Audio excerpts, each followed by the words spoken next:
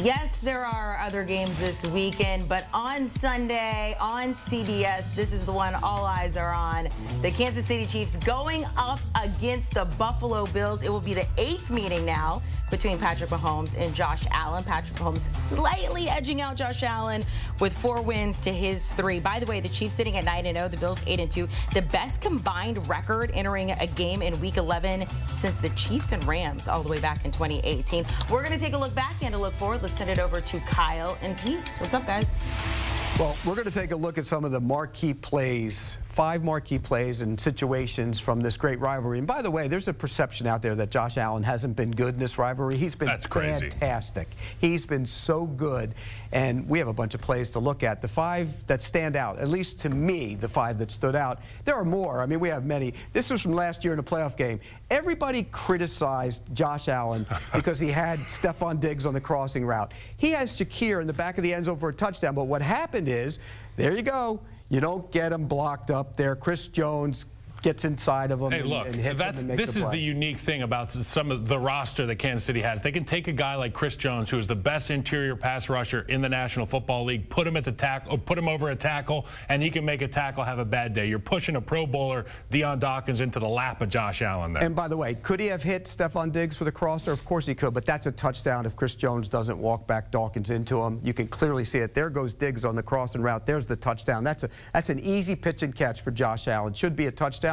This is what happens. Great players make great plays. Chris Jones made a great play. And that's the game within the game, Pete. So often we follow the ball, and we're not seeing why the ball went there or why it went the way it did. But with a guy like Chris Jones, he could impact a superstar like Josh Allen every single play. That's what they're looking to lean on this weekend. And by the way, that's a good left tackle he's working against right there. And I mean, Dawkins is a good player, and that's what the Chiefs do. They walk him out, and they let him go one-on-one with He's their alpha in Buffalo, and I think it's important to get a matchup like that. Okay, so you don't get a touchdown there, but you're saying, we're going to get a field goal and go to overtime. You got a good kicker. But do you? No, you do not. Because why? You're the Buffalo Bills. How many bad kicks have they had in their memories in their history? Yeah, you know what? This is one of those teams, and I've been part of a team like that in Chicago where you lose on a field goal with that double doink. And for Buffalo fans, you have to think that this is a real point of contention. Do we have the right guy? If we get into the last possession type mode against the Chiefs, are we going to be able to make this kick? Tyler Bass, can you get it done? And you know what I say about kickers. Make your damn kicks. It's your only job. It's you get your own field at practice. It's a 44-yard field goal. You're supposed to make that almost with your eyes closed. There's no excuse for him missing in that situation. The Bills cost themselves a chance to advance to the playoffs. I'm not sure they would have beat the Ravens. I'm not sure that would have happened. They weren't that good on defense at the time. But you want to beat the Chiefs and move on. Now that's hanging over your head as we move into this week. Yeah, and it feels like all the talk that I hear revolving around this rivalry is how the Buffalo Bills are always trying to build something to be able to beat Kansas City when it comes down to crunch time. You get in these moments, you need to have a roster that can win these games. You know what it is?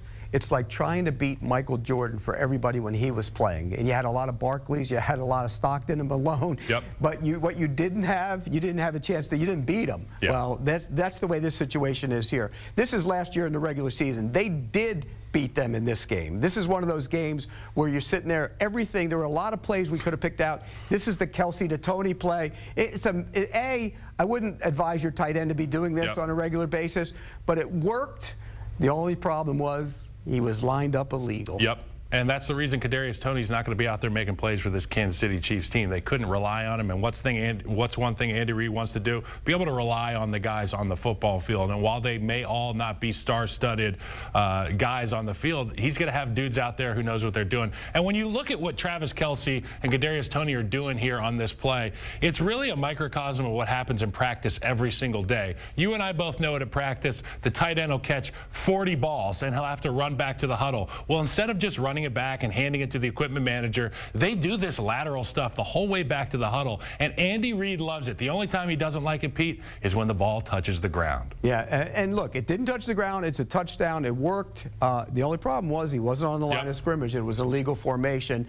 There were other plays in this game. By the way, there was a Josh Allen play from this game that I almost pulled out and did, where he's flushed out of the pocket and is almost out of bounds on the sideline and lost a throw to Murray, where he made a catch that kept the drive alive. So there's always, every single one of these games has memorable plays in it. I mean, you go back to those playoff games, and there's always a play or two. But this one really stood out. And remember, the complaining about the officiating. And then we go back to the ultimate.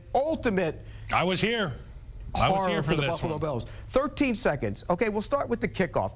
You have no reason not to pooch it or whatever to try and take some time off the clock. It was a major mistake by Sean McDermott and his staff. 13 seconds. Here we go. Andy Reid said, when times get dark, go be the Grim Reaper. And that's what Patrick Mahomes did. This team was so much fun to be a part of. You never felt like you were out of the game. And off coverage, rushing for in this situation, to allow them to get into field goal range makes no sense to me. And I think if the Bills had to do it all over again, they would have had a different kick, they would have had different coverage, and then you get to the field goal to go tie the game up with no time left on the clock. Just all happens so fast, and you can't afford to stop and think when you're playing against Kansas City Chiefs. And you see Mahomes and Travis, their pre-snap communication. That's the reason why this game is won. It's the understanding between a quarterback and a tight end. When do I need you? How are you going to let me know before the play that I can throw you the football? He gets in the ball. Next thing you know, the Chiefs win. But let him, you know, look, do any kind of kick other than that to get drain some time clock. Off the clock. I agree. Get some time off the clock. And this one,